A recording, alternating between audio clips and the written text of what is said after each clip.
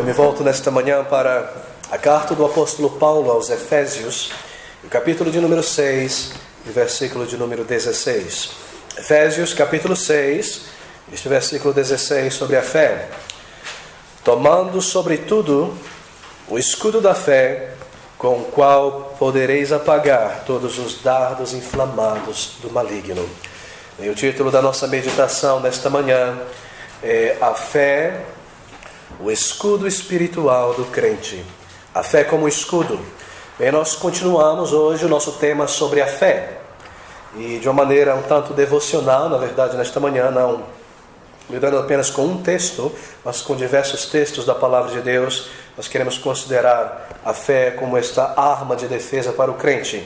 Eu desejo lidar nesta manhã com uma série de textos, assim esteja preparado com sua Bíblia, em seu bloco de notas. Mas nós queremos começar aqui neste versículo 16 de Efésios capítulo 6, onde o apóstolo Paulo fala sobre a armadura de Deus, não a armadura que Deus usa, mas a armadura que Ele preparou para seus filhos e filhas, enquanto deste lado do céu, enquanto nessa jornada, nesta vida, para servi-lo e para também nos defendermos das artimanhas do inimigo.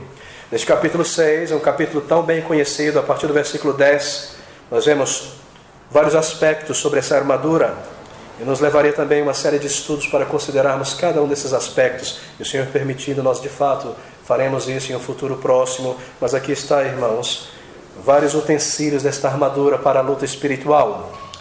A fé é colocada aqui como um escudo nessa armadura, um instrumento de defesa, um instrumento para proteção espiritual, um instrumento para seguirmos nessa jornada, neste campo de batalha, em defesa também.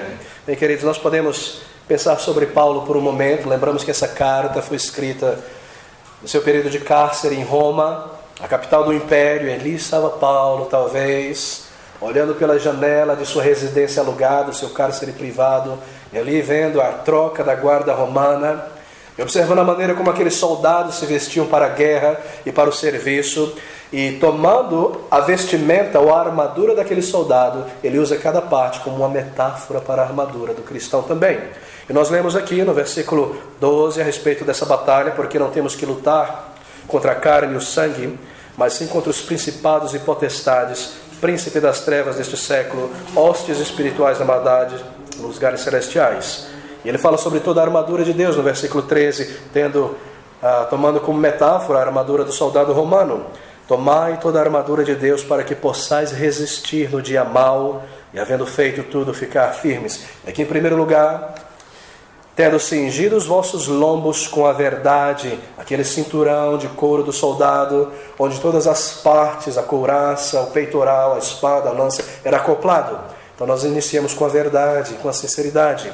Então, na sequência, a couraça da justiça, isto é, aquele peitoral para defender de flechas, do ataque de lanças, e também calçando os pés na preparação do evangelho, a sandália típica do soldado romano, com cravos para se manter firme e não escorregar no momento do combate, tomando sobretudo o escudo da fé, com o qual podereis apagar os dardos inflamados do maligno, e também o capacete da salvação, a espada do Espírito, que é a palavra de Deus, e a oração como parte do combate também, entrando em contato com o nosso general e mestre o tempo todo, e rogando por forças e por auxílio e por diligência e a sua graça no combate cristão também.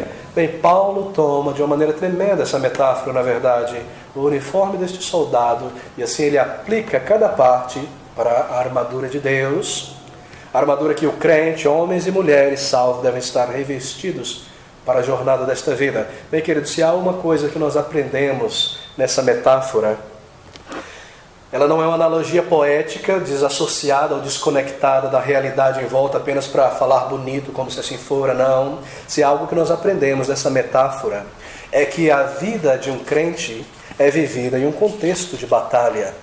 A vida cristã é uma guerra espiritual, e nós vivemos neste mundo, cada dia dele, até entrarmos na glória celeste, em um contexto de combate espiritual.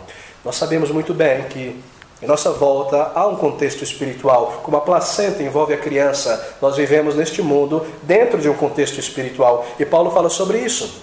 Há Satanás e seus anjos e seus exércitos lutando para manter pessoas longe do conhecimento da verdade, para arrefecer a igreja, para roubar glória de Deus e assim nos mantermos neste mundo como pessoas inoperantes. Ele não pode roubar a nossa salvação, mas tenta roubar a alegria da nossa salvação e fazer de nós pessoas inúteis neste mundo.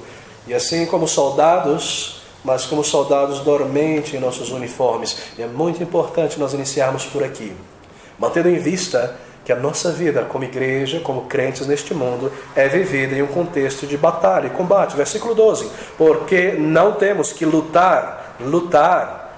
Há uma luta, há uma batalha ao longo de toda a jornada da vida. A vida cristã é vivida em um contexto de combate. Nós estamos verdadeiramente em um estado de guerra. Percebamos isso ou não percebamos isso. Ou estamos engajados no combate, ou nós estamos dormindo em nosso uniforme e atrapalhando a obra do Senhor. Bem, é uma batalha. Eu creio que essa batalha espiritual é combatida em pelo menos 5 frentes de combate. A primeiramente, o combate pela manutenção da vida da alma, de modo que nós continuemos a amar a Deus a cada dia e a nos aproximar dele em comunhão, e a persistirmos em nosso trabalho e experimentarmos do favor e da bondade do Senhor. Um combate pela vida da alma, para não esfriarmos, para não voltarmos a este mundo. Eu tenho certeza que se você é uma pessoa salva nesta manhã, você tem enfrentado esta batalha a cada dia, para não voltar a este mundo, para não negar ao seu Senhor. Será que você já percebeu isso? Satanás agindo, tentando nos trazer de volta ao mundo. É um contexto de batalha, irmãos. Há uma outra frente de combate espiritual. Há uma batalha por santificação, não somente para resistirmos o pecado e as tentações que se levantam dentro de nós e vêm de fora de nós, mas também para ver promovido em nós aqueles frutos e aquelas virtudes da vida cristã que tanto desejamos e que Cristo deseja serem vistas em nós. Uma batalha, um combate diário pela santificação, e certamente você encontrará e enfrentará este combate a cada dia da semana, a cada mês e a cada ano de sua vida aqui. Talvez nós não estejamos conscientes que isso vem como um combate, uma batalha, mas é exatamente o que está acontecendo. Há também uma batalha pelo Evangelho, para o fazer conhecido para outras pessoas, para nomear o Senhor Jesus Cristo neste mundo e proclamá-lo, para ir em frente, ganhando campo, ganhando espaço e promovendo a Cristo e alcançando almas. Esse é um combate que todo crente deve estar engajado, envolvido. É o combate principal da igreja, sim, pela santificação, mas por alcançar almas. A palavra de Deus diz que as portas do inferno não prevalecerão contra a igreja. E o significado dessa metáfora é que elas não vão permanecer fechadas, mas a igreja irá, pelo Evangelho, resgatar pessoas das chamas, trazendo-os para Cristo, para o conhecimento da verdade. E esse é um contexto de combate, para entrarmos, pela graça de Deus, nesse castelo e forte do homem valente, que é Satanás, que mantém os seus bens em segurança, presos em suas mãos. Sim, é um combate para alcançar almas, para estar nas ruas para Cristo e reunir as crianças e falar-lhes de Cristo Jesus continuamente. Estamos em toda parte proclamando o Evangelho do Senhor Jesus Cristo. Há períodos também em que há batalha e combate pela segurança e certeza de nossa salvação pessoal. De vez em quando, nós haveremos de estar combatendo nessa frente. Quando o diabo nos assalta e nos oprime, quer nos conduzir às dúvidas da nossa salvação e à melancolia, e nos colocar para baixo, para que nós não sigamos em frente, servindo a Deus, e alegre no Senhor, e envolvidos em sua obra. Há sempre um combate pela certeza e segurança de nossa salvação pessoal. E há também, em quinto lugar, uma batalha pela defesa da verdade. A verdade, a fé cristã revelada neste mundo na palavra de Deus, para permanecermos nela, para tirarmos o mundo da igreja e para sermos fiéis à palavra de Deus. Um combate que deve ser travado pela igreja do Senhor Jesus Cristo, para defender as Escrituras e nos mantermos nela e conhecermos a palavra de Deus e amá-la e promovê-la em toda parte. A verdade de Deus revelada a uma raça humana descaída em pecados. Um combate pela verdade, irmãos. Assim, queridos, nessas frentes de combate, os nossos inimigos são o mundo que detesta a verdade de Deus, o mundo que oprime e tenta se infiltrar na igreja do Senhor Jesus Cristo, e Satanás, que opera continuamente, sem cessar, e também a nossa velha natureza que deseja nos levar de volta aos caminhos da carne, a vivermos para aqui somente e a nos voltarmos para trás.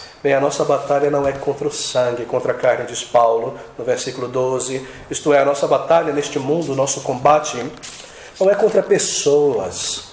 Nós não estamos lutando contra partidos políticos, contra coisas visíveis ou materiais com as quais nós podemos nos engajar com a mão ou com ideias, como pensam alguns. O nosso confronto é espiritual, é sempre espiritual, é contra Satanás, diz Paulo, e os seus associados, contra os seus ataques e suas estratégias para nos derrubar e não nos permitir seguir em frente, ganhando campo e terreno como igreja, avançando com a obra. Nós temos que estar certos a respeito disso. Muitos crentes, sobretudo no meio pentecostal e neopentecostal, têm erradamente esta ideia que a nossa batalha é uma batalha visível, mano a mano, por meio da qual você quase pode tocar no teu inimigo e você deve, por meio de palavras verbais, expulsá-lo ou amarrá-lo ou coisas desse tipo. Não, a nossa batalha não é contra coisas visíveis ou contra coisas materiais, e o nosso poder não está em nós mesmos, mas na palavra de Deus, porque não temos que lutar contra a carne e o sangue, mas principados, potestades, príncipes das trevas. São termos que descrevem a maneira que Satanás se organiza em seus ranks, em suas ordens, como ordem militar, para se desenvolver bem e ter o maior efeito possível em seus ataques contra os príncipes das trevas destes séculos, hostes espirituais da maldade nos lugares celestiais. E aqui está a nossa armadura para nos envolvermos neste combate. Queridos, é muito importante que isso esteja claro em nossas mentes. Nós não estamos neste mundo em um playground espiritual. A vida cristã não é vivida em um contexto de lazer espiritual, mas em um contexto de batalha. Isso não está apenas em Efésios, isso perpassa todo o Novo Testamento, que a nossa vida não é neste mundo, que nós estamos jornando, peregrinando para uma outra terra. E todas essas metáforas, todas essas figuras e exemplos nos mostram que nós estamos passando por aqui, e passando enquanto combatemos por Cristo, pela vida da alma, por nossa comunhão com Ele. Se nós perdermos isto de vista, então Satanás terá uma grande vantagem sobre nós. E assim, ele armará suas ciladas para nos arrefecer na fé. Ele não pode, como eu disse, roubar a nossa certeza de salvação, mas então ele conseguirá que nós vivemos toda a nossa vida neste mundo sem frutos, em nosso uniforme, mas complacentes, dormentes, vivendo para o aqui, para o agora. E assim, Cristo não é glorificado, almas não são alcançadas, a igreja não é edificada, e nós perdemos tantas inúmeras bênçãos por conta de nossa desobediência ou letargia espiritual. E o nosso foco nesta manhã é a fé, então. Em outra oportunidade nós voltaremos a cada parte desta armadura, mas aqui no versículo 16 nós temos a fé, que é descrita como um escudo. Versículo 16, tomando sobretudo o escudo da fé, com o qual podereis apagar todos os dardos inflamados do maligno. Bem, a fé é comparada a esse escudo do soldado romano. Eu tenho certeza que você já viu em alguma foto arqueológica ou algum desenho sobre esse escudo.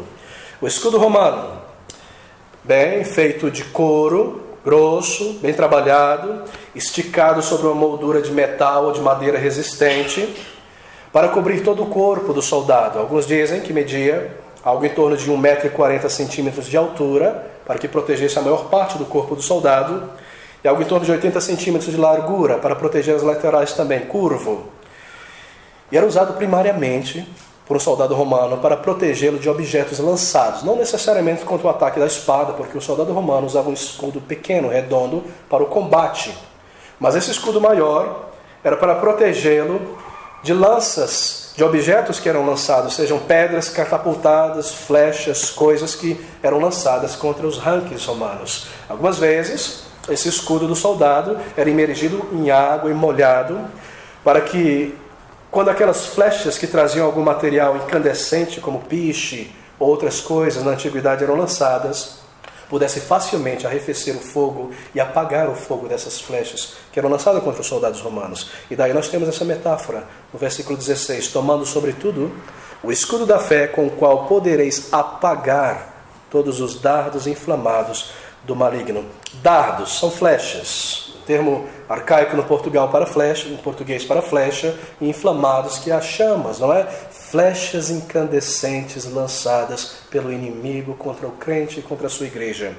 Bem, esses dardos inflamados são vários pensamentos, tentações que vêm sobre nós de fora, orquestrados e lançados pelo diabo e pelos seus exércitos. Sim, há tentações que se levantam dentro de nós por causa da velha natureza, mas há certas sugestões, tentações que vêm de fora de nós, e essas nós sabemos muito bem que são orquestradas pelo inimigo.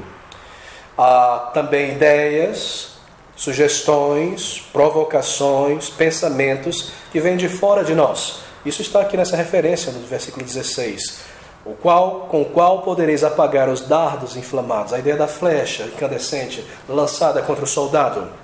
Algo que vem de repente, que sobrevém sobre o crente de repente, como flechas lançadas pelo inimigo de algum lugar. Você não sabe de onde vem esta flecha. O inimigo está numa floresta, atrás de uma penha. De repente cai sobre você e você precisa levantar esse escudo da fé. Essa é a ideia. Elas não vêm uma por uma, mas em grupos muitas vezes, sendo lançadas pelos arqueiros para atacar e para causar grande ferida e para matar, na verdade. Pois esse é o método de Satanás. Satanás tantas vezes lança um grupo de tentações ou de sugestões na mente do crente que vem de repente, como que do nada, para tentá-lo e para derrubá-lo em um golpe certeiro.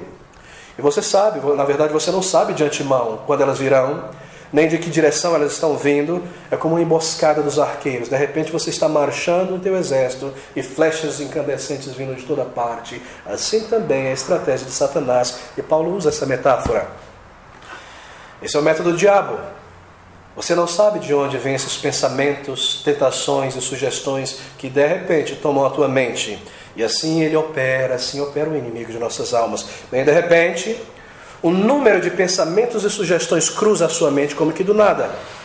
Certas tentações, certas sugestões para fazer ou se envolver em certas coisas que te afastarão de Deus, ou que te trarão grande prejuízo espiritual por muitas semanas e meses. Você está ali, você não sabe a fonte nem a origem de onde vêm essas tentações. Talvez você esteja fazendo algo como ler um livro, ou lidando com alguma tarefa doméstica, lavando as louças, ou dirigindo o teu carro, ou andando. De repente, do nada, sem nenhuma conexão com a realidade com que você está envolvido, uma sugestão, 2, 3, uma tentação, um pensamento, como uma flecha perpassando e cruzando a tua mente, para te derrubar, para voltar a tua mente, o teu coração a certos problemas, ou a certos desejos, ou a certos projetos que te afastarão do Senhor e coisas como essa. Parece que não é uma fonte, não é? Parece que não há uma origem, vem do nada, de repente, cruzando as nossas mentes. E todo crente experimenta essas coisas.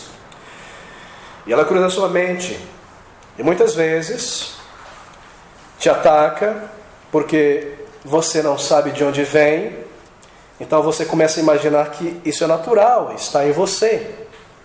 E você não consegue atacar de volta o inimigo.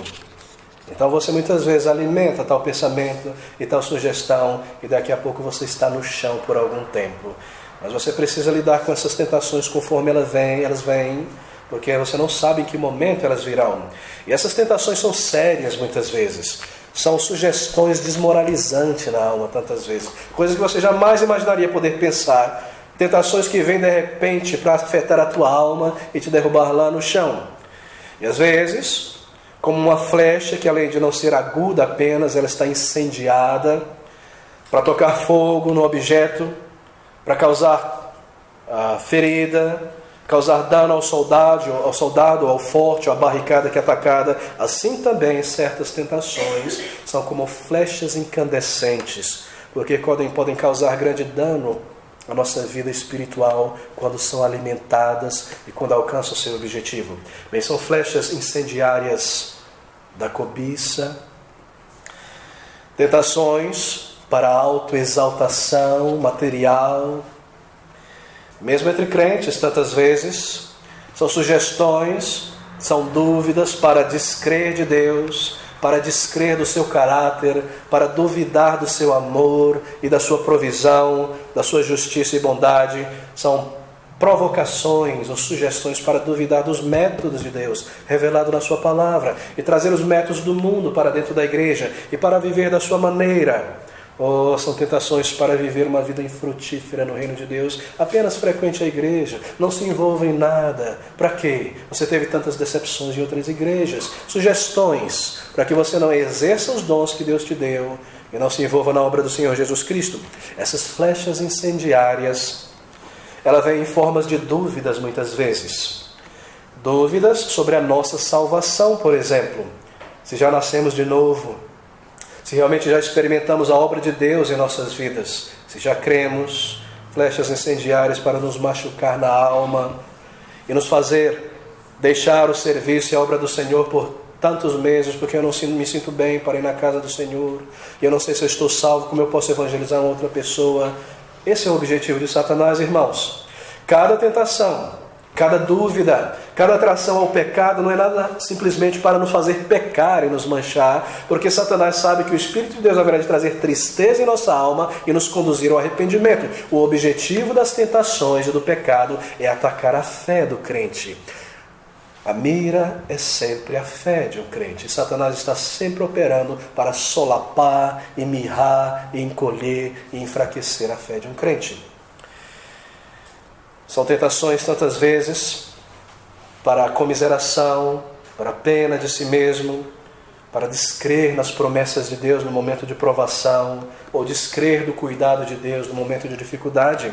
E às vezes, o combustível da velha natureza que há em nós faz com que essas flechas se espalhem rapidamente, o fogo se espalhe com muita velocidade dentro de nós. Na verdade, Satanás sabe muito bem disso, que é uma velha natureza reminiscente dentro de nós.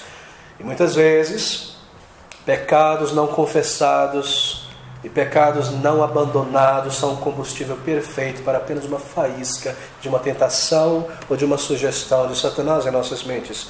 Então, quando Satanás, nesses momentos de pecados, sugere pensamentos a certos indivíduos, porque nós estamos frios ou distantes de Deus e não há oração por algum tempo, bom, essas sugestões vão causar um grande estrago em nossa alma. Dúvidas sobre a salvação. É o momento perfeito para Satanás trazer dúvidas. Quando nós pecamos e nos afastamos por um momento diante do Senhor, ele vai aproveitar a oportunidade para infligir dúvidas sobre a certeza de fé. E se o crente passa muito tempo, muitos meses, sem monitorar o estado de sua fé, se ela está forte ou se ela está fraca, então Satanás aproveitará a oportunidade para lançar uma grande quantidade desses mísseis incendiários contra nós e causar grande tragédia e perda por meses, semanas ou mesmo talvez anos, até que Deus, pela sua misericórdia e disciplina, nos traga de volta, porque nenhum dos seus será perdido, porque Ele nos preservará até o fim. Bem, tentações parecem vir de todos os lados, a cada dia da semana, porque o crente, talvez ele se tornou negligente em seus deveres espirituais, e não há mais oração contínua durante a semana, e a oração se tornou algo mecânico, algo artificial. A oração que eu fiz hoje é a mesma de ontem, é a mesma da semana passada, não há comunhão com o Senhor, e não há um coração de intercessão, e não há adoração, e Satanás observa essas coisas, ele vê a frieza do crente, e a palavra de Deus já não é mais estudada consistentemente, estudada eu digo, não apenas lida de carreirinha antes de dormir, não há bloco com papel e caneta para estudar e conhecer e cavar os tesouros, e Satanás observa isso, ele observa, porque ele é um general, comandando um grande exército e procurando o momento certo, o espaço propício para lançar as suas flechas incendiárias e causar o maior dano possível. Claro que sim. Satanás não é onipresente, ele não pode estar em toda parte ao mesmo tempo, assim ele precisa de estratégias para não perder tempo. E assim ele age a todo tempo. E assim, quando não há serviço e o crente não está adorando consistentemente na casa de Deus, mas ele de vez em quando, porque a adoração se tornou algo que ele pensa que pode optar. Eu posso optar a adorar a Deus hoje, ou posso não optar dirigir louvor e adoração a Deus no próximo domingo. E o crente adotou essa mentalidade mundana e carnal, e Satanás observa essas coisas. Então logo, uma flecha especial, uma estratégia especial virá na direção desse crente para o derrubá-lo por algum tempo. Satanás, que além de ser o maior mentiroso do universo, é também o maior covarde do universo. E ele ataca o crente quando o crente está mais fraco. Claro, o inimigo sempre faria assim. Esse é o melhor momento. E esses ataques vêm muitas vezes quando o crente não está bem, quando o crente está mal, ou em alguma dificuldade física, ou alguma outra dificuldade emocional. Bem, não necessariamente por causa de uma falha, de um pecado do crente, mas por circunstâncias várias. Talvez uma enfermidade, talvez algum desapontamento nesta vida.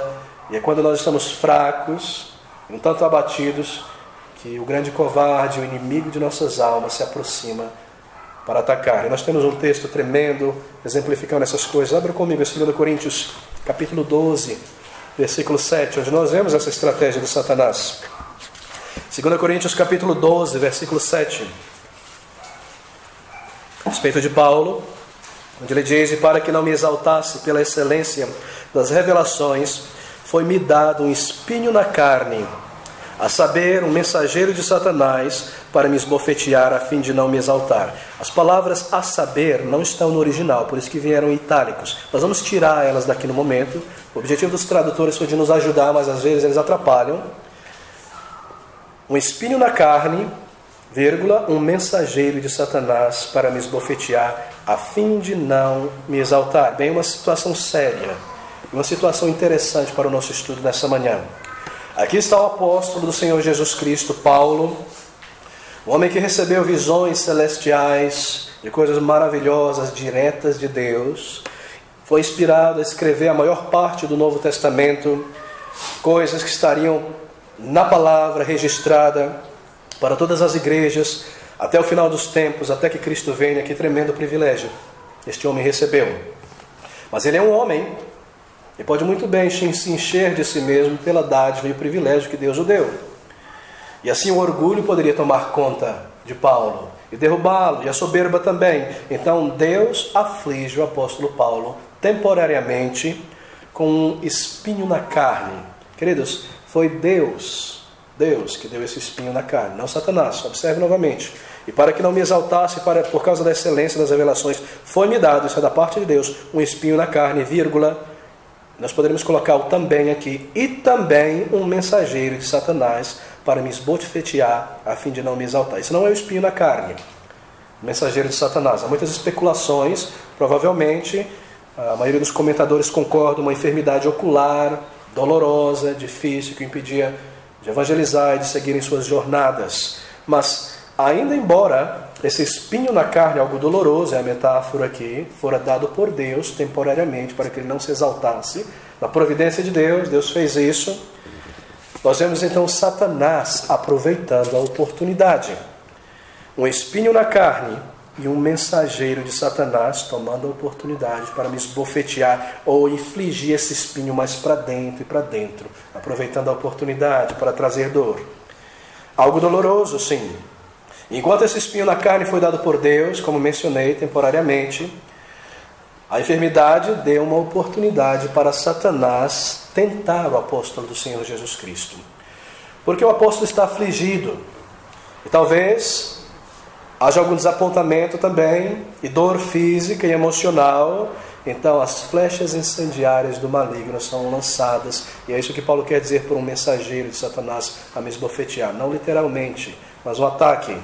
Flechas de pensamentos e de sugestões para debilitar o servo de Deus e não continuar a sua obra e parar o trabalho do apóstolo Paulo, porque, como eu disse, Satanás não é somente o maior mentiroso no universo, mas o maior covarde. E aqui nós temos uma instância a respeito da qual nós podemos aprender um pouco mais sobre a atitude de Satanás. Ele sempre lidará conosco quando nós estivermos lá embaixo.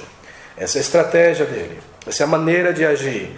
E assim, quando na providência de Deus, talvez alguma intervenção, por outro lado, disciplinar em nossas vidas, ou alguma dificuldade, ou mesmo quando nós nos encontramos enfermos, ou fracos, ou decepcionados por alguma razão, talvez chorando a perda de alguém, ou a perda de algo, ou machucados de alguma forma, ou quando nós pecamos e assim estamos desencorajados naturalmente, uma obra do Espírito para nos envergonhar, então o diabo vem. As flechas incendiárias são lançadas. E nós lemos isso no versículo 8, acerca do qual 3 vezes orei ao Senhor para que se desviasse de mim. E disse-me: a minha graça te basta, porque o meu poder se aperfeiçoa na fraqueza. E aqui Paulo levanta o escudo da fé a respeito do qual ele mesmo fala em Efésios capítulo 6. Veja o escudo da fé sendo levantado: de boa vontade, pois me gloriarei nas minhas fraquezas, para que em mim habite o poder de Deus. Ele crê, ele sabe que é um Deus que provê e cuida de todas as coisas, e assim ele se defende dessas flechas incendiárias. Mas vamos considerar por um momento algum desses dardos, algumas dessas flechas. Bem, algumas dessas flechas incendiárias são tentações ou ideias que são lançadas em nossa mente, que são muitas vezes em forma de dúvidas, grandes dúvidas, dúvidas sérias muitas vezes, dúvidas que ficam rondando a nossa mente por muito tempo e solapando aos poucos, como um machado batendo na árvore, dia após dia, semana após semana, enquanto nós estamos entretendo tais dúvidas. Muitas vezes, um novo crente, recém-convertido, será atacado por dúvidas a respeito da sua salvação, a respeito da sua conversão. Ele foi salvo, ela viu uma obra de Deus em sua vida, experimentou a paz de Deus em uma certa medida, um senso de um alívio do peso da culpa lhe foi dado, a alegria no início da salvação, e todas essas são experiências de uma pessoa convertida. Isso é natural a cada pessoa que nasceu de novo um dia. Mas algum tempo passa, meses ou semanas, ou mesmo alguns anos, e aquela pessoa que vira a obra de Deus, experimentar ela de maneira tão próxima, e um senso da paz de Deus, e nasceu de novo, bem, começa agora a ter certas dúvidas sobre a sua salvação. Incerteza começa a vir. Um tempo se passa, e de repente, como que do nada, dúvidas. Será que sou salvo? Será que realmente já nasci de novo? Será que realmente Deus já se revelou a mim, transformou o meu coração? Fortes dúvidas sobre a salvação. Várias flechas de incerteza são lançadas na mente de um crente, agudas e dolorosas às vezes, e de repente a alegria se vai, e a paz se vai, e uma certa angústia começa a tomar lugar, porque eu não sei se eu nasci de novo, se eu estou condenado a chamas eternas. Tantas provocações e sugestões do maligno na mente de um crente. E o crente que poucos dias atrás, meses atrás, estava andando na luz da alegria e certeza de sua salvação, de repente, agora, parece entrar em um túnel escuro, frio, de dúvidas, incertezas e palpitações do coração. E isso é algo que acontece com certa frequência após a conversão, irmãos. Todo crente em Jesus Cristo haverá de passar e experimentar dúvidas a respeito de sua conversão. E se somente nós percebêssemos e soubéssemos disso, nós entenderíamos que não estamos sozinhos. E nós perceberíamos que há algo vindo de fora. Sugestões, talvez um momento de negligência espiritual, talvez porque sendo salvo eu permaneci numa igreja desobediente por muito tempo, e o cinismo e a ironia começam a vir dentro de mim, por ver coisas erradas o tempo todo. Talvez por abandonar a palavra e a comunhão com Deus por um tempo. Então Satanás aproveita a oportunidade e lança dúvidas certeiras na alma. E acontece com menos frequência com crentes mais veteranos, porque eles já têm provado do Senhor ao longo dos anos, entendido a doutrina da salvação e percebido as artimanhas de Satanás e provado do Senhor. Sim, acontece com mais frequência, porque já alcançaram mais certeza de sua salvação servindo ao Senhor e vendo respostas de oração e tendo conhecimento das doutrinas da fé. Mas haverá de acontecer também com crentes veteranos. Isso nós vemos acontecer com cada crente. Bem, não veio de você essas dúvidas. Não foi você que as buscou, as entreteu. Elas foram lançadas contra você, pelo inimigo de sua alma, por Satanás. E o que fazer então, irmãos, quando nós nos encontramos em situações como essa, quando essas dúvidas começam a se alastrar como um fogo, se espalhar por nossa alma e causar tristeza, flechas incendiárias para a dúvida sobre a certeza de salvação? Bem, você deve fazer isso. O nosso texto aqui nos ensina que você deve levantar o escudo da fé. É isso que você deve fazer, versículo 16. Tomando sobretudo o escudo da fé, com o qual podereis apagar todos os dardos inflamados do maligno. Você deve levantar esse escudo da fé, porque ele foi dado por Deus para você, para proteção. Quando flechas incendiárias de sugestões e de dúvidas são lançadas contra o crente, levante o escudo da fé. Proteja-se atrás desse escudo. Essa é a ilustração de Paulo. Isso é necessário, irmãos. Isso não é apenas poesia. Isso é quase um comando. E aqui está uma analogia para nós entendermos como é o contexto da batalha espiritual e o que nós devemos fazer nesses momentos de grandes dúvidas. Quando essas flechas são lançadas, você levanta o escudo da fé para se proteger contra elas. Mas não fique lidando com a flecha incendiária, tentando apagá-la com sua mão, porque você vai se queimar.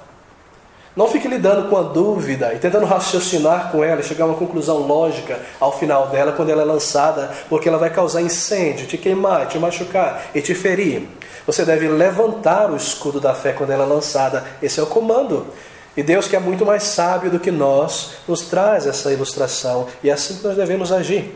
Quando certas sugestões, certas dúvidas vindo do nada, são lançadas em nossa mente, em nosso coração, ou em um momento de fraqueza especialmente, não fique lidando com a sugestão, não entre em diálogo com a tentação e com a dúvida. Como eu posso crer nisso a respeito de Deus? Uma dúvida é trazida na mente.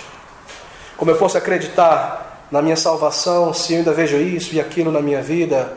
E Satanás lança aquela flecha que diz: seu hipócrita, você caiu de novo nesse pecado que você já se arrependeu tantas e tantas vezes. Eu não posso ser um salvo.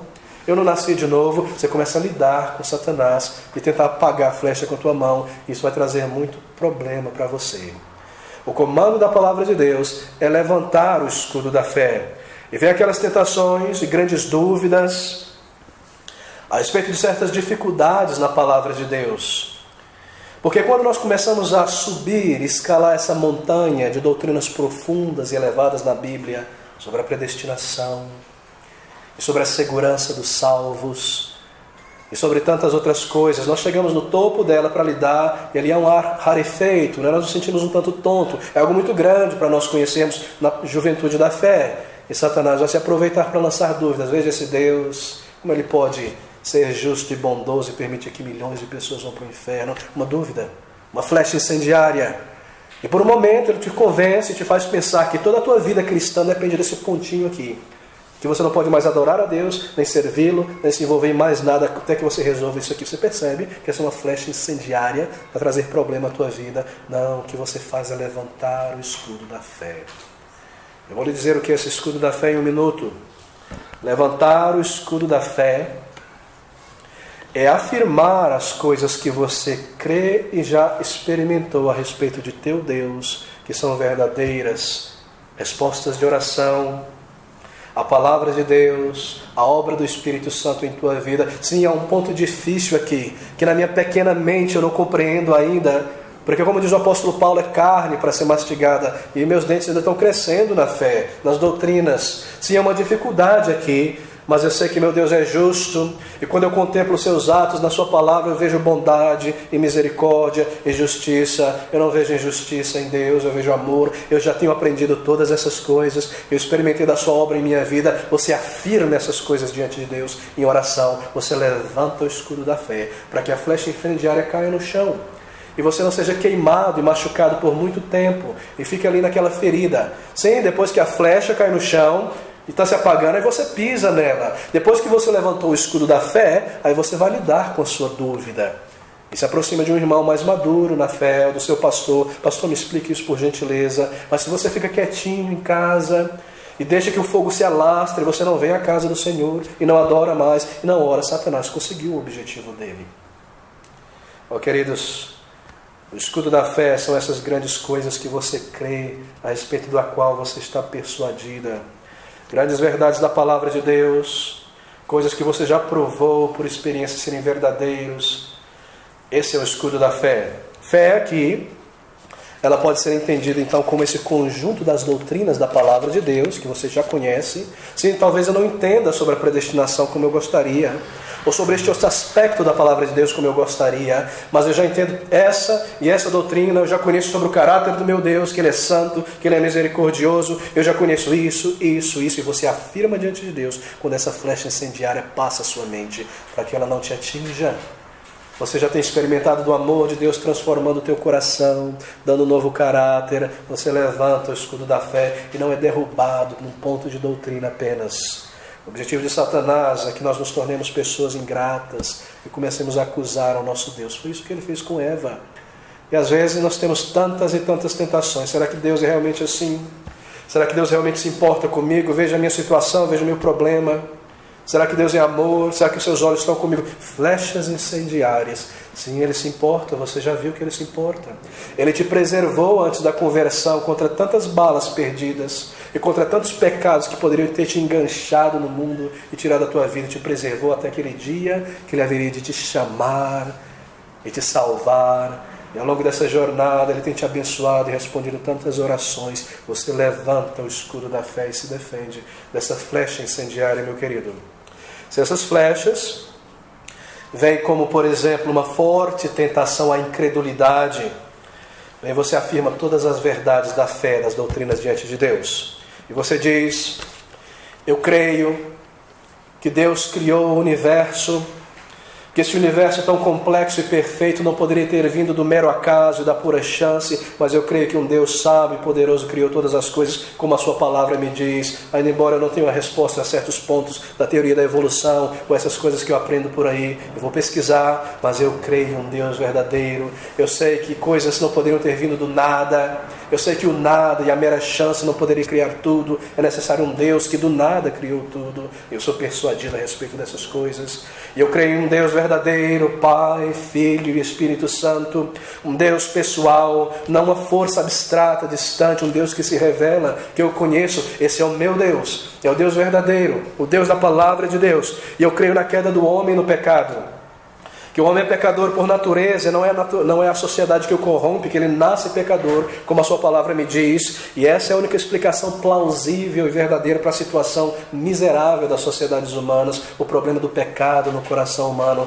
E eu creio nessas coisas, e eu creio em tudo que eu leio na palavra de Deus, porque essa é a palavra de Deus, tudo que eu leio sobre Jesus Cristo, que Ele sofreu e morreu por pecadores, e por mim, que sou um desses pecadores, e que Ele levou a minha miséria e a minha condenação, e que um dia, pela sua graça, pelo seu favor imerecido de minha parte, Ele abriu os meus olhos, e Ele me conduziu a Cristo, e Ele me levou a conhecê-lo, experimentar o seu poder. Eu creio nessas coisas, e eu tenho experimentado essas coisas. Eu creio que o seu Espírito Santo um dia abriu os meus olhos, foi Ele que me atraiu a Cristo, para que eu busque em oração e recebesse o seu perdão. Eu me recordo de tantas e tantas respostas a orações, cada momento em que Deus interviu em minha vida. Eu creio nessas coisas, eu levanto esse escudo da fé, e você afirma essas verdades, e você crê.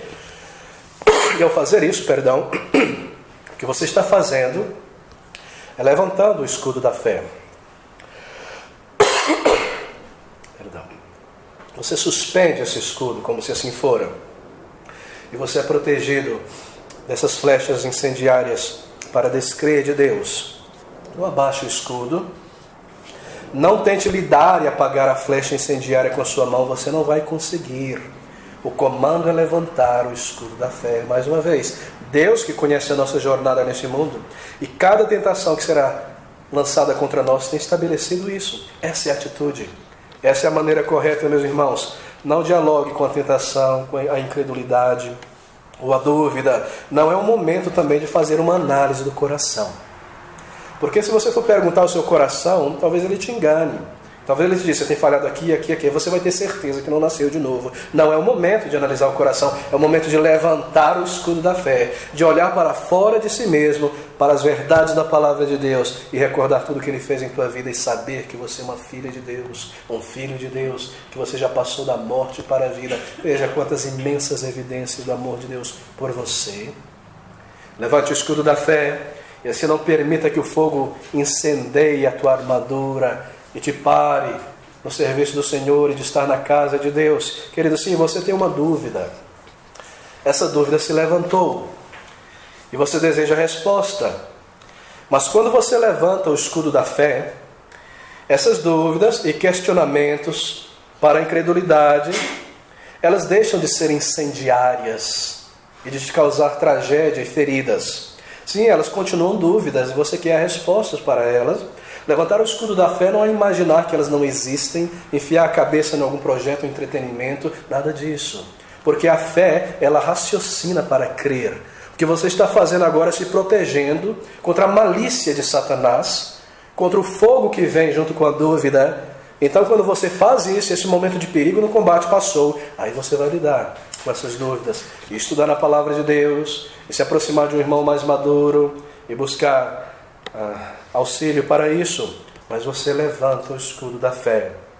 Você diz e se recorda das coisas que você já experimentou de Deus no passado. Então, isso torna um incêndio que te derrubaria espiritualmente em algo que é apagado, em algo que talvez permaneça por ali, mas que logo será lidado. Essa é a sabedoria de Deus. A flecha foi incendiada por Satanás e você se defende dele. Então você passa a lidar com as suas dúvidas e a crescer na fé. Você se lembra também que o crescimento no conhecimento das doutrinas é algo gradativo, é conforme você estuda, e depende de Deus, está na casa de Deus, que você não vai conseguir levantar coisas pesadas quando você ainda está pequeno e fraco. Você desenvolve seus músculos espirituais, e assim você espera no Senhor, e conforme você tem estudado, mais respostas você alcança, e mais paz, e mais certeza, e assim você segue em frente, você afirma essas verdades como o escudo da fé. Queridos, você age assim, e nós devemos agir assim, antes que a dúvida, e o questionamento, e o sentimento incendeie e cause dano à tua fé por muito tempo. Você levanta imediatamente o escudo da fé quando é atacado. Pastor, isso parece algo infantil, algo irracional. De maneira nenhuma. É o nosso Deus que nos comanda isso, porque Ele sabe muito bem que é o maligno e que é o inimigo de nossas almas, e essa é a maneira certa de nós nos defendermos. E assim, uma tentação para as dúvidas das doutrinas da palavra de Deus, ou uma tentação para a dúvida de nossa posição espiritual, incerteza de salvação, você levanta de imediato esse escudo e agradeça a Deus por toda a luz e a verdade que você já experimentou em tua alma dele, e a nova natureza que há dentro de você. Você afirma essas coisas diante do Senhor. Você levanta esse escudo da fé em oração. Isso prova que nós somos dele e que amamos a ele porque dependemos dele. E você traz à sua mente aquelas promessas de Deus, aquelas imensas promessas de Deus, que diz que aquele que confia no Senhor jamais será envergonhado. Você afirma o caráter de Deus em teus pensamentos, que Ele é santo e justo e misericordioso e poderoso, que Ele sempre mantém as suas promessas e nunca falha. E você diz: eu sou uma dessas pessoas que um dia me voltei para Ele, e eu já experimentei em minha vida a obra do Seu Espírito em meu coração, e porque isso aconteceu, então Ele manterá firme a sua promessa que diz que todo que vier a mim de maneira nenhuma lançarei fora. Eu me voltei a Ele por sua graça, Ele não me lançará fora. E é isso que nós fazemos. Você deve levantar o escudo da fé, tomando sobretudo o escudo da fé, com o qual podereis apagar todos os dardos inflamados do maligno. Bem, mas há outras flechas de tentação também, que são continuamente lançadas contra cada crente ao longo dessa jornada. Deixa-me dizer algumas. Há certas tentações, sugestões, instigações para o pecado. Cada crente aqui nesta sala, mesmo o mais humilde dos crentes nesta igreja, já teve tentações para o orgulho, lançadas de fora, vindas à nossa mente, talvez na forma de uma ambição, um desejo de ser notado e aplaudido pelos outros, pela maneira como eu me porto, pelas coisas que eu faço, por minha super espiritualidade. Eu quero ser visto e notado como um grande crente. E a flecha da tentação vem, e quando ela vier por meio de certas sugestões, não deixe que ela se aloje em sua alma, porque o objetivo dessa flecha é que glória seja roubada de Deus e você seja exaltado. Não alimente essa tentação, mortifique o orgulho do momento em que ele começar a tomar lugar em seus pensamentos e imaginação. Acima de tudo, levante o escudo da fé, isto é, humilhe-se diante do Senhor. 1 Pedro capítulo 5 tem essas palavras tão profundas que lançam luz nesse tema. 1 Pedro 5, versículo 5, ouça essas palavras: semelhantemente, vós jovens, sede sujeito aos anciões. Anciões aqui são presbíteros, pastores. E sede todos sujeitos uns aos outros e revesti-vos de humildade. Porque Deus resiste aos soberbos, mas dá graça aos humildes. O escudo da fé aqui é humilhar-se diante de Deus. Talvez a palavra humildecer-se diante de Deus seria melhor, porque a palavra humilhar você tem um tom um tanto depreciativo, mas humildecer-se diante do Senhor. Esse é o escudo da fé. Lembrar quem você é quando pensamentos de orgulho invadir a sua mente. E quem você era antes da conversão. E não permitir que a tentação para o orgulho te exalte diante de Deus, nem nos pensamentos, nem na imaginação. Porque Deus, Ele resiste ao soberbo. Sabe o que significa? Ele para o teu caminho, Ele põe barricadas no teu progresso, Ele não te permite que você avance espiritualmente e experimente da graça de Deus e dos frutos espirituais. Ele resiste ao orgulhoso e da graça o exalta ao humilde. Mas não me exalta da maneira que me insufla o orgulho, sim me exalta quando Ele me chamar naquele dia, e ali eu for emancipado da velha natureza e da presença do pecado, eu compreenderei todas as coisas que eu devo compreender e viverei na presença dele para sempre. Nós seremos exaltados ali. Há tentações, outras, flechas incendiárias, que são lançadas em nossa mente para a autocomiseração. Na verdade, a autocomiseração é nada mais do que outra forma de orgulho. O orgulho é algo monstruoso. O orgulho é uma planta daninha que se transforma em muitas formas, sempre está ali dentro do crente. A autocomiseração é outra forma de orgulho, porque em vez do orgulho agora ser exaltado, quando eu começo a encher a minha bola por alguma coisa que eu fiz, ou sou, ou tenho, aqui é o contrário. Aqui é o orgulho ferido, mas ainda assim é o orgulho. E algo aconteceu, e um desapontamento na família, ou entre amigos, alguém te fez ou não fez alguma coisa que tinha prometido, eu me sinto desapontado, traído, eu me sinto desprezado. E de repente Satanás lança uma flecha incendiária de autocomiseração. Sinta pena de si mesmo. Comece a acariciar a ferida. Comece a colocar você de volta no centro e a pensar sobre si mesmo. E o crente, nesses momentos, deve levantar o escudo da fé. E não se entregar à autocomiseração por dias, por semanas e por meses. Pena de si mesmo. Remoendo o que fizeram comigo. E por que falaram isso comigo? E pensamentos de pena de mim mesmo, que aos poucos se tornam pensamentos mórbidos, porque o fogo está se alastrando na alma, e eu estou no centro de tudo, pena de mim, pensando sobre mim mesmo, enquanto que naquela outra forma de orgulho, quando eu me exalto, na minha imaginação eu sou o centro do palco, todas as luzes em mim, pensamentos, por horas e horas, crentes se entregando a coisas como essa, sem perceber que Satanás está insuflando o teu ego. Mas aqui não, a autocomiseração, não sou eu no centro do palco, sou eu no centro do caixão. E todo mundo em volta de mim chorando. E se eu morresse hoje? Começa o crente a pensar. E tivesse no caixão, será que fulano ia chorar por mim? E será que Beltrano ia chorar? E será que Cicrano ia sentir mal pelo que falou de mim? Autocomiseração, horrível, um orgulho terrível, consumindo a alma, colocando o indivíduo no centro de tudo. Tudo em volta de mim. Seja a coisa que eu fiz ou seja o que eu não fiz e não recebi. Uma forma de orgulho terrível.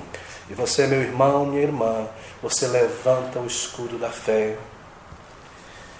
E ao contrário de insuflar o orgulho, ou de deixar essa ferida te consumir, você diz: Senhor, é pela Tua graça que eu vivo. E quem sou eu? Quem sou eu, Senhor? Tu me salvaste, me transformaste, sou eu melhor do que ninguém. É a Tua graça que mantém a minha vida. E você vai em frente, servindo, adorando. Você continua pela fé, comiseração. Alguma coisa aconteceu, você foi desapontado, não apreciaram o teu empenho e o teu talento, interpretaram mal as tuas ações e as tuas palavras. Satanás garantirá que uma flecha incendiária de autocomiseração seja lançada nesse momento. E o momento ideal para fazer isso é esse momento, mas você deve levantar o escudo da fé, porque nós estamos em uma batalha. E Satanás nunca cessa de atacar a fé. Queridos, a vida da alma deve ser protegida, uma frente de combate, e aqui está o nosso escudo de defesa. Tentação ao ressentimento, tentação à ira, nada mais do que outra forma de orgulho ferido. Alguém não concordou com a minha opinião, alguém me contradisse no que eu disse. alguém não apreciou, alguém me corrigiu, eu não fui tratado da maneira que eu mereço nesse estabelecimento, ira, ressentimento. Eu não posso ser tratado assim porque eu sou fantástico e ninguém pode me contradizer. Eu vou brigar, eu vou reclamar, eu vou falar mal, dar um mau testemunho, eu vou envergonhar o nome de Cristo. Orgulho que não foi mortificado pela autoexaltação, pela autocomiseração, pelo mau temperamento. Nada mais do que orgulho horrendo e terrível, usado por Satanás para lançar suas flechas. Ó queridos, eu explodo de nervosismo, e me torno áspero com todo mundo em volta, eu começo a atacar o problema imaginário, porque o meu orgulho foi ferido. O que eu faço? De repente, em um momento desse, uma reação para retaliação, para ira, nem você levanta o escudo da fé. Veja Cristo, o grande objeto da nossa fé, traga Ele à tua mente, humildeça a si mesmo diante dEle, lembre-se que você tem um testemunho para manter neste mundo, importa que Cristo seja exaltado e glorificado, e não o teu nome. Dirija-se a Deus em oração nesse momento difícil. Faça uma oração de emergência. Senhor, acalma minha alma. Eu te adoro, eu te louvo nesse momento. Quem sou eu? Humilhe-se diante do Senhor. Ele te ajudará. Lembre-se de toda a paciência que Deus teve com você até aqui e que outras pessoas tiveram com você até que você crescesse e amadurecesse. Lembre-se do que foi feito por você. Traga essas coisas à sua mente. Você está levantando o escudo da fé. E assim você está apagando uma flecha incendiária. E Deus te abençoará. E há flechas de descontentamento também. Há flechas de inquietude, ou de cobiça, ou de desejo para ter mais, e me tornar descontente com o que eu tenho nesse mundo, cheio de desejo para possuir mais e mais, e renovar minha casa o tempo todo, e ter isso. E se eu não tiver aquilo, eu não vou ter satisfação, diz Satanás. E se eu não tiver essa nova tecnologia, aquilo, isso. Tentações para cobiça, tentações para ter mais. Levante o escudo da fé. Lembre-se dessas palavras de Hebreus. Hebreus capítulo 13, versículo 5. Sejam os vossos costumes sem avareza, contentando-se com o que tendes, porque ele disse, não te deixarei, nem te desampararei. E assim com confiança ousemos dizer, o Senhor é o meu ajudador. Que pode fazer o homem ou me tirar o homem? Queridos, levante esse escudo da fé e diga, eu prefiro a companhia do Senhor. Eu prefiro a companhia do Senhor do que posses e coisas que irão tomar o meu coração e me desviar da sua obra. E eu deixo essa flecha nociva da cobiça por coisas passageiras cair no chão e se apagar. E você segue em frente. Talvez essa flecha incendiária, ela venha em outra forma. E ali é uma tentação para trazer o entretenimento do mundo para dentro da igreja. E eu te digo que todo pastor e líder de uma igreja sofre tais tentações e recebe tais sugestões continuamente pelo inimigo de nossas almas. Então vem aquelas sugestões, uma igreja histórica, se somente nós trouxermos as bandas e rock and roll, então os adolescentes vão ficar, porque se nós adolescentizarmos a adoração, eles vão ficar em nosso meio.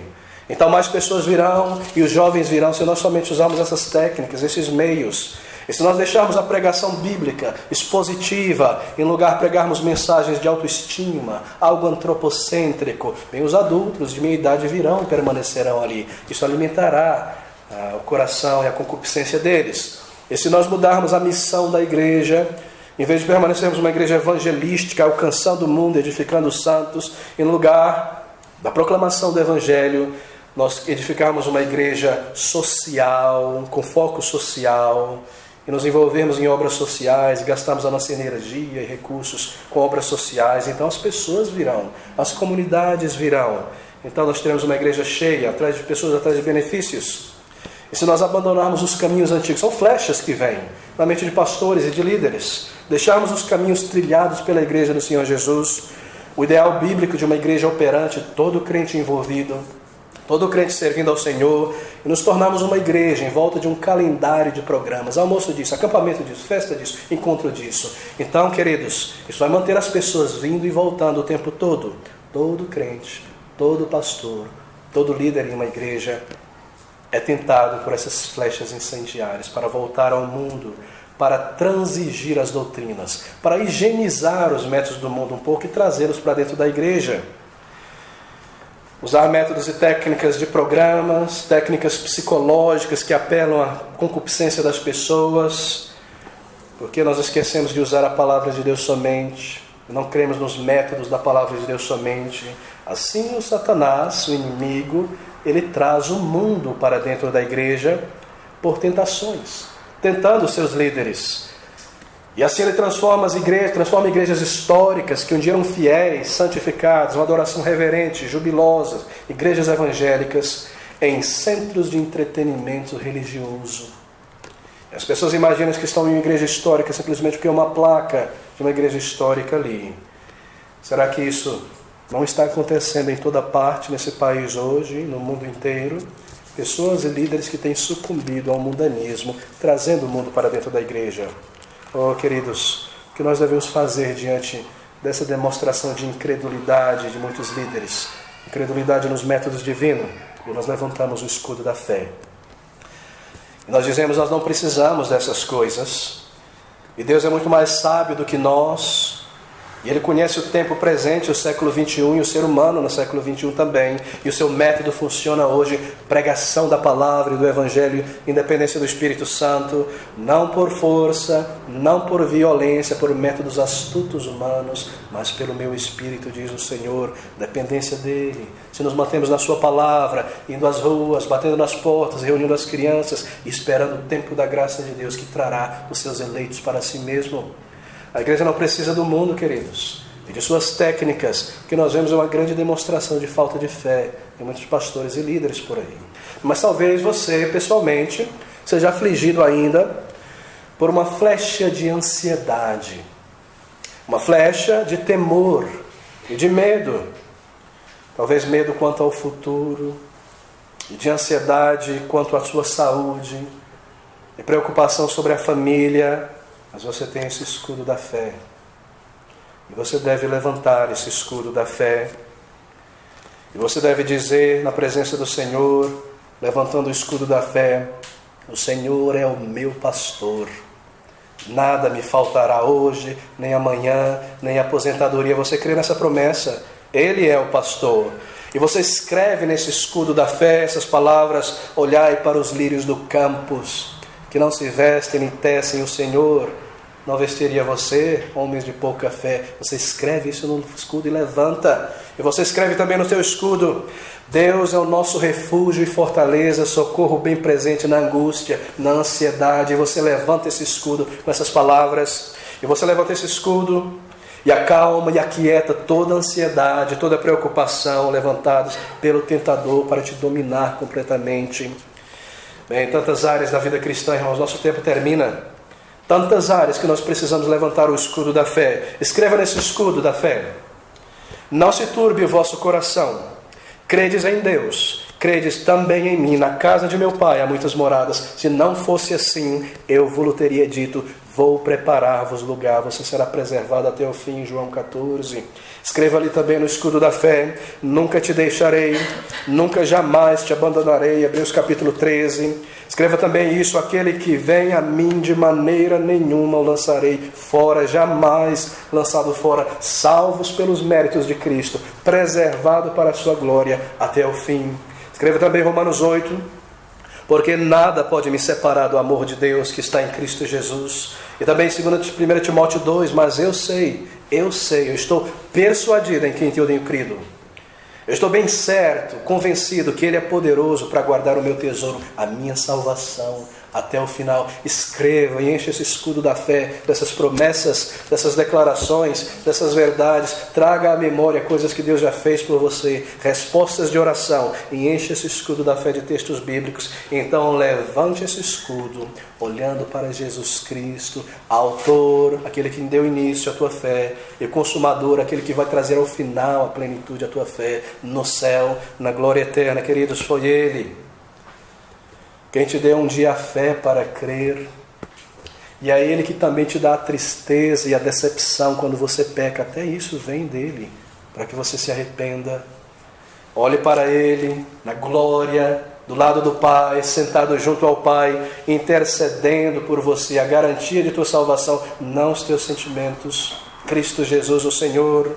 Olhe para Ele com os olhos da fé, para o Senhor Jesus Cristo, nosso Salvador, Contemple o caráter de Cristo nas Escrituras. Ele não é injusto, Ele é amável, Ele é misericordioso. Ele deu a sua vida para salvar. João 10, capítulo 10, 14 e 15. O seu poder é supremo. Leia Cantares de Salomão. Tudo ali é sobre Cristo, vitorioso, o amado de sua igreja. Quão belo Ele é, quão poderoso Ele é. Ele pode nos manter até o fim. Pense sobre Jesus Cristo. Então lembre-se dessas palavras em cada situação, em cada nova flecha, em cada novo dardo inflamado, tomando sobretudo o escudo da fé, com o qual podereis apagar os dardos inflamados do maligno em cada circunstância, em cada nova página da vida, em cada nova tentação. Levante esse escudo da fé e siga em frente, servindo ao Senhor com alegria, combatendo até que Ele te chame para a sua presença. Que Deus nos abençoe e nos fortaleça nessa jornada.